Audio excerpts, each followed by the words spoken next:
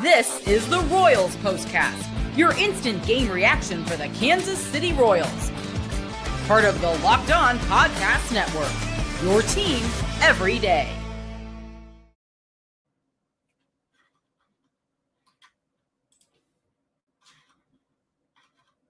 Well, sorry about that little clunky start to the show here on the Royals Postcast. Of course, I am your host today, Jack Johnson. I do the Locked On Royals podcast, but unfortunately, Chance Lebo is not able to go today. He should be back, though, for the rest of this homestand and really moving forward. So not really too concerned about that. We got our comment page open. So any way you want to get in touch with us, let your venting be heard in the comment section. You got any questions for me? You can just shoot over those questions right on the StreamYard page here. As for this postcast, we bring you episodes every single Royals game. So you're either going to be hearing from Chance, and I would say that 95% of the time you will be hearing from Chance, and the other few times you will be hearing from me. But only when Chance is not able to go, I'll step in and fill in. Unfortunately, on days like today, I am going to have to do the postcast for a game that was just so frustrating, incredibly frustrating in so many ways for the Royals. And I know you have thoughts. I know that I have a lot of thoughts. So let's get right into it and what we are going to be talking about today. This is what you'll be talking about. So let's dive right into it.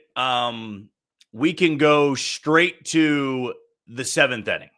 I know I have that lined up for the second segment here, but let's be honest here. I know everybody's going to want to know my thoughts, and I certainly want to know your thoughts on that seventh inning and the decision to pull Seth Lugo with a 2-0 lead, tying runs at the plate, and the Royals go to Angel Serpa. As I've said before, and if you've listened to my podcast long enough, I would say that when a bullpen move is made, I try to get the logic out of the move first, see how it goes down, and then discuss it afterward. Like, I rarely try to have the emotional reaction in the moment. I try not to criticize the move like right when it's made, because I do want to see how it all plays out. And as for today, it didn't work out. But I go back to the reasoning. I go back to the philosophy of this. Why was this move made?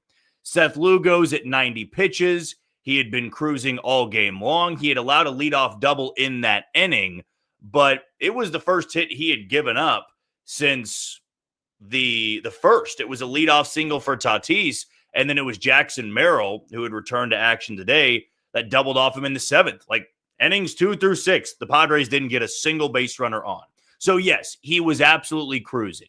But getting up there in pitch count, whether you believe 90's a lot or not, I will say that Brian Sweeney, Zach Bove, Mitch Stetter, they keep a close eye on these guys, and they want to make sure that in outings like today, they're not going to be burned and lose the game themselves. If you watch a lot of baseball, you would hear managers say that we're going to pull a guy if it's a 1-0 game or a 2-0 game. If like the tying runs to the plate, or he's in jeopardy of having an entire start squandered by one bad pitch.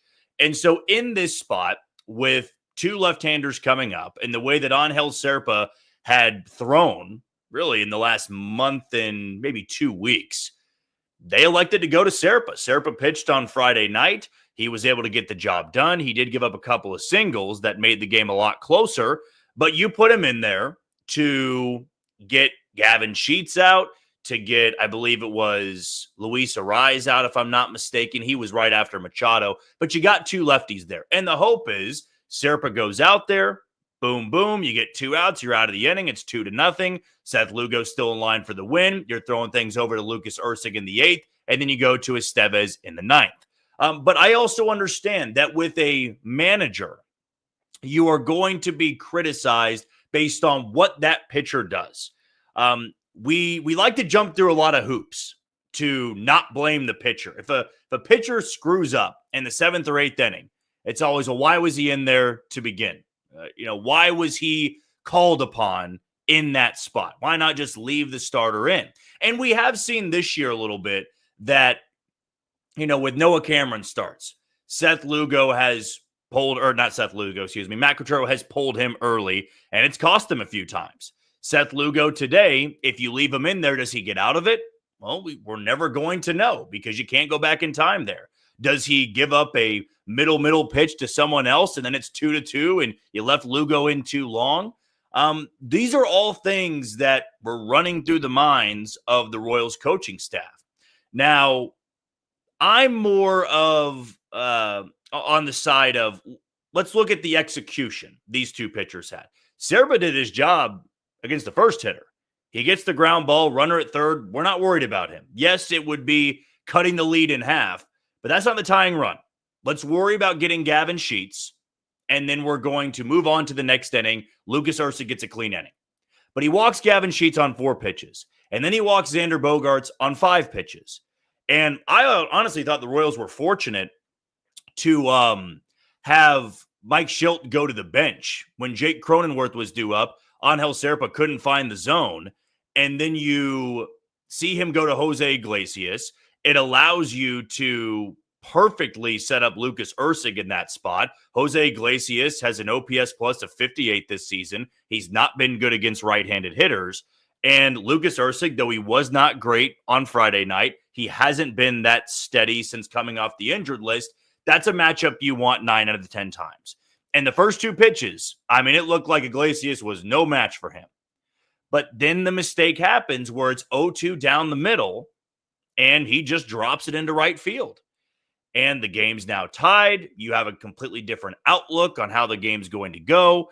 In the 9th inning, they get a chance with Freddie Fermin gapping one, but Drew Waters just got beat by 100 feet, it felt like. I will say with the decision to send him, you had, I believe, Kyle Isbell up after that. So against Robert Suarez, who's throwing triple digits, you might try to hope that they have a bad throw home. It was a good throw. They tagged him out by a mile, and that's how it ended in the top of the 9th. And then in the bottom of the 9th, here's where I will say I was a bit confused because I don't want to come across them defending every single move that Matt Quatraro makes. With Daniel Lynch leaving with 1 out, 2nd and 3rd, I would have liked to see them intentionally walk Jose Iglesias just to set up the double play ball. Or maybe you intentionally walk him and then you leave Daniel Lynch in. You've got Tyler Wade coming up. And I want to say that Schilt had emptied the bench at that point. So you would have had the matchup lefty-lefty, but Daniel Lynch was getting hit hard in that inning. So you go to Schreiber. He did get him down 0-2 as Lucas Erceg did. But instead of going down in the way, they go inside, and he just chops one to Bobby Witt Jr., who tried to make a heck of a play. But, you had, who would that have been that beat the throw? I can't recall right now if it was Bogaerts or not. No, Bogaerts singled. Somebody I'm blanking on right now was the winning run for the Padres. So you lose the series finale. And we've seen this not only this year, but last year. The Royals take game 1 against a good team, and then they lose game 2 and game 3.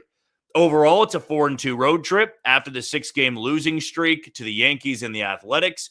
You would have taken that in a heartbeat. It's not to say this is all sunshine and rainbows. They blew that game today. But my last point here, before we take a quick break and then come back and kind of take a look over this series, in general, these decisions to be made by the manager, when it's, do you leave him in there? Do you pull him? At the end of the day, the offense can take a lot of stress off of those decisions if they could find a way to scratch across a few more runs here and there. Today, all they got was 2 runs off of Randy Vasquez. And then off the Padres bullpen, they got nothing. There was a moment in the 2nd inning where they had the bases loaded, and Kyle Isbell popped up, and Jonathan India struck out on 3 pitches. In the 8th inning, you get a leadoff single from Bobby Witt Jr. He doesn't steal second base, and then you've got Michael Garcia grounding into a double play. Like, this offense has been so hot and cold. And really, at the end of the day, some of these decisions, yes, they're going to be highlighted. Because when you go back, that's what lost you the game. But 2 runs is not going to be enough to beat San Diego on the road. As we saw on Friday night, you got to score 6. And you were still hanging on for dear life. It's a good Padres team, but you should have won that series. You shouldn't have won last night. As we all saw, you lose 5-1. But this is something where you should have had a good chance of winning today. You had a 2-0 lead going into the 7th inning, a bullpen that was fresh, that was healthy, and you walk away losing this one 3-2, and you drop this series. Now you're 38-40. Again, it's going to be a lot of back and forth in the American League wildcard race, but you've got a very important week coming up in Kansas City. You're going to be having the Tampa Bay Rays, the hottest team in baseball over the last 30 games, and then you got the Dodgers coming up over the weekend. Like, that's a really tough 6 games, and if you're not careful and you play the way you did last homestand, you could be buried at that point. So we'll see. We'll probably dive into that in tomorrow's episode of Locked On Royals. Chance will be back to be hosting all those postcasts, and maybe I was leading everybody astray. Chance is going to be the postcast guy. I know I filled in twice this week, but he shouldn't be missing any more for the rest of the season. So unless he were sick or he had to go somewhere else, I'd be filling in. But you'll be hearing from Chance at the beginning of next week. Let's take a quick break here. And when we come back, we are going to talk a little bit more about this series as a whole, gripes that we had, but also some positive takeaways that we may have from this series. You are listening to the Locked On Royals postcast on the Locked On Royals channel, your team every day. You are tuned into the Locked On Royals postcast. I am your fill-in host today, Jack Johnson, filling in for Chance Lebo. He wasn't able to do it today, so you'll be getting my thoughts here for about the next 4 to 5 minutes or so. Comments, you can keep them coming right here. I know a few people saying 4-2 road trip. You'll absolutely take it. Great way to come back home. I know that's a little bit of sarcasm there. Jalen saying, I don't know why he took Lugo out, though, or why he didn't bring in Lynch earlier instead of Serpa. I get Serpa's been great lately, but man, and see, that's the part. With bullpen moves, it's always hindsight 2020. The move works out, we don't talk about it, right? If you push the right buttons Friday night, you push the right buttons, and even though Ursig blew the game in the 7th inning, I believe it was, you make that move, you understand the process of it, but these guys got to go out there and execute pitches. And I do feel that relievers, a lot of the time, get a pass for not executing because the blame goes to the manager. And I believe you blame both parties. Like, I don't believe anybody should just escape the blame. Today, though, I will say those were some bad pitches from Angel Serpa. Those were bad pitches from Lucas Ursig, but I understand the philosophy behind it. Serpa had been your best left-handed reliever for about the last month, and Lucas Ursig is still Lucas Ursig, even with the struggling. But you didn't make good pitches when it mattered most, and that is the difference in this one. If they have a similar situation on Tuesday night and you've got 2 lefties coming up and Chris Bubich is at 80 to 85 pitches, you probably leave him in because there's 2 lefties right there. But let's flip it here. Let's say there's 2 righties there. Who are you going to? Do you go to Schreiber if Bubich is at 90 to 95 pitches? Do you leave him in there if he's been cruising? I mean, there's so many games out there, and you're going to have moves that don't work out. I feel like I've been pretty consistent with that on our podcast of that when this team blows a game, you hope it doesn't happen all the time. And I believe the Royals have done a good job at not having these every single series, even though after games like this, it feels like it. You're going to push the wrong button a handful of times, even the good teams out there. And today, they didn't push the right buttons, and the guys weren't ready to go. The guys that came in, they didn't execute the right pitches. But now you got to make sure the next time those guys are in a spot like that, you got to be able to execute those pitches. It did completely take away from what an incredible catch Jack Caglione had in right field. I know that Rusty Kuntz had to be thrilled about that. It took away Salvador Perez crushing one in 114 miles an hour to give them a 2-0 lead.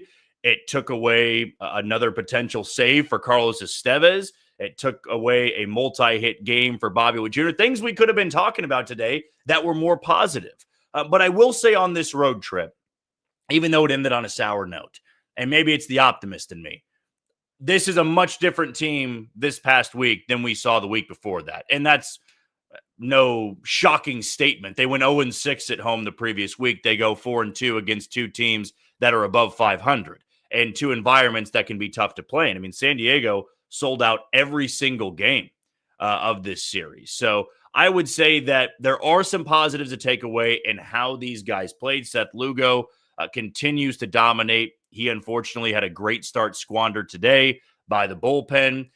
You had Jack Caglione homering in Texas. Like, you got a little bit of momentum now. And going into yesterday, you were tied for second place. So things can turn on a dime. Things can change quickly. But I would say this coming week, it's vitally important for the Royals.